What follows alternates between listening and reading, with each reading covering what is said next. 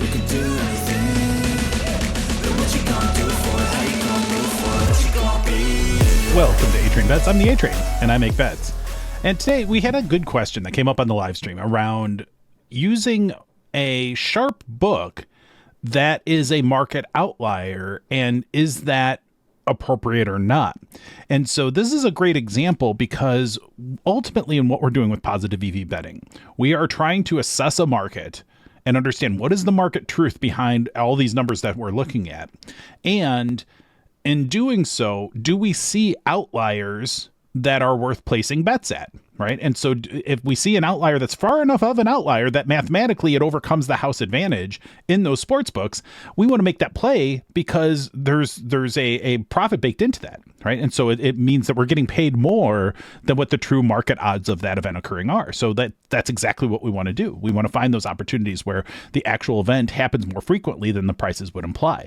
So that's exactly the question that came up, because there was a situation where we were making a play at DraftKings, and normally, clear sharpest book in the world, Pinnacle, they're not always the right book. Like, they sometimes have outlier lines too.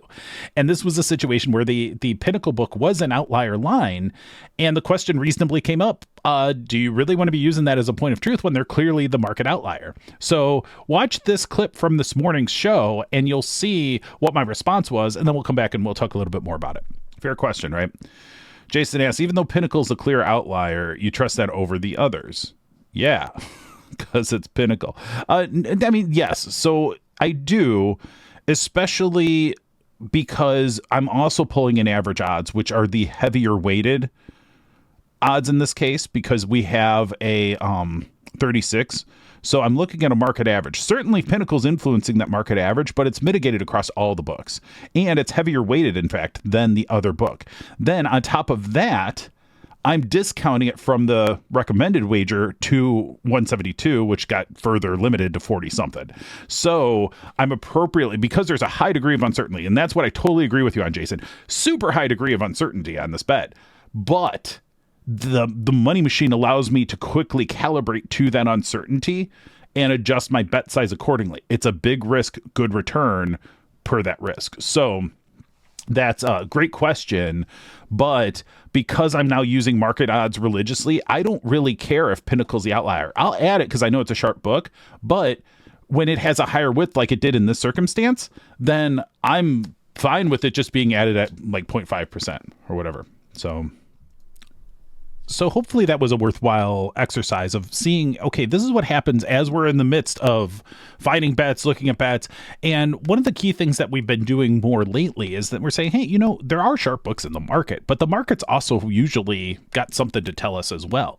And so because we're now using a calculator that breaks down what the confidence is in each of the numbers we're looking at, it does that for both the sharp books as well as the market itself. So I've gotten in the habit of just adding the market line as one more sharp reference point, right? Because the market, you got to keep in mind, like, these books aren't stupid. Even the books that are less sharp than others, they're still in the business of setting lines and taking bets on things. Some of them seem to not want to take bets, but that's just my problem with being limited to places. But the fact is that these books still have something to tell us. Like, I've always been a believer that everyone can teach me something.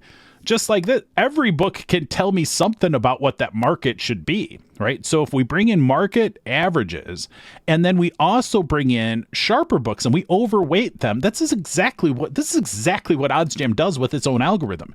Now, the benefit for us in doing it this way is that we know exactly what our component pieces are, so we can tweak them and learn from them and adjust them slightly here and there or whatever. And then we're also using it to extend the normal Kelly-based criteria for the bet sizing, but we're also adding a confidence factor. So that's where you see that A-Train Bets recommendation that's now in my calculator and that money machine. That's where we can now adjust our bet sizing automatically in relation to the confidence we have in our market assessment. And that leads to a more productive betting strategy. And that's really what we're all about, is how do we go and interact in a market, understand what is a book offering, what do we assess a market to be.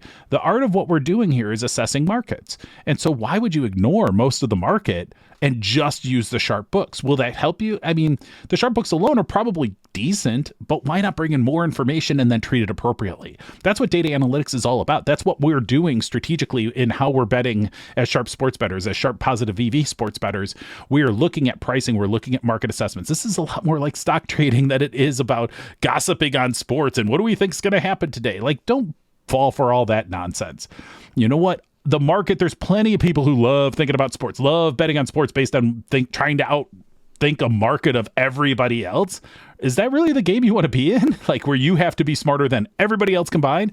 That's not my game. I can't do that, but I can assess the data in a market and see where there's outliers, where somebody like DraftKings or FanDuel or any book is saying, hey, we're going to give you a deal on this particular line for whatever reason. It could be that they took a huge bet on one side and they're just trying to balance it out, or they have some exposure in this area, they want to balance it out, or they're looking to take and move lines closer to the game time when they know they're going to get a lot of public action, and so they're trying to stack up some sharp action early so that they can offset it later. Those are the kinds of strategies they may employ. As sharp sports bettors, all it is that we are price elastic. We're super price elastic. And so they know, the books know that if they set prices a certain way, they're going to get action from us. That's the service that we're providing. So yeah, we might make a little bit of money on a particular bet because it's positive EV for us, but the books also now have the source of all of this flow, all of this bet flow that they can get, all this money that they can get into their portfolio of risk at any time just by tweaking prices a little bit. That's a very powerful thing, and they can play us like a fiddle, and we'll like them to do it, just like any financial services institution. Like banks lend each other money all the time, and they give each other money all the time to borrow money and just manage the cash flows or whatever. We're doing that same exact service for the sports books.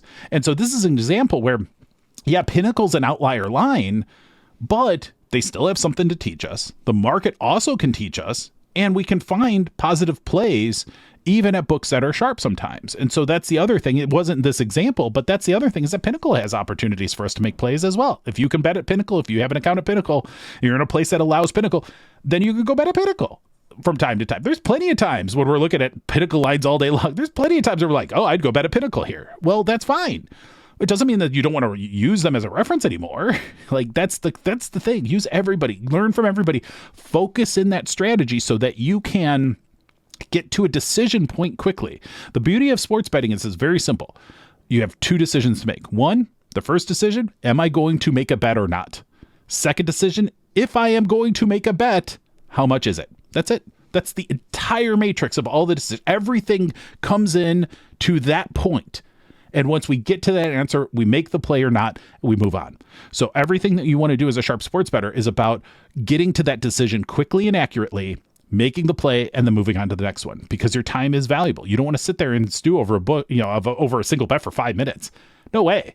You want to be making that determination very quickly and then moving on. And that's what we do on the live stream. So if you like this content, do check out that live stream. It's 7:30 a.m. and 4 p.m. Central Time, Monday through Friday, and then occasional other times as time allows on the weekends or sometimes in the evenings or what have you. And then in the holidays are more like weekend schedule. It just kind of hits there. But subscribe, like and subscribe to the show.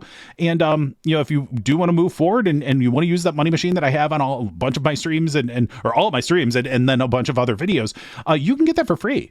Just use my code ATrainBets and my link atrainbetsoddsjam.com. You can buy OddsJam that way. You get the money machine totally free by using my link for OddsJam. The other thing is you can just join the Patreon community. $25 a month will get you that money machine free. And you can use that with any source of odds that you have and use that to calculate and understand the markets that much better. Small price to pay when you are betting sports, and doing so with a much bigger advantage than you get from these nonsense touts who are like, oh, buy my picks. You don't need to buy the picks. You can do this analysis yourself. You can do this analysis better than those clown touts that are selling you picks. Alex Monahan just had a great video on that as well. This is so great. So check that out as well. I'll put a link to that one in the show notes for this, because I'm so with him on, you gotta, the number one advice, and I try to put this in a lot of my videos, is like, just be skeptical. Be skeptical of everything I'm saying. Be skeptical of everybody.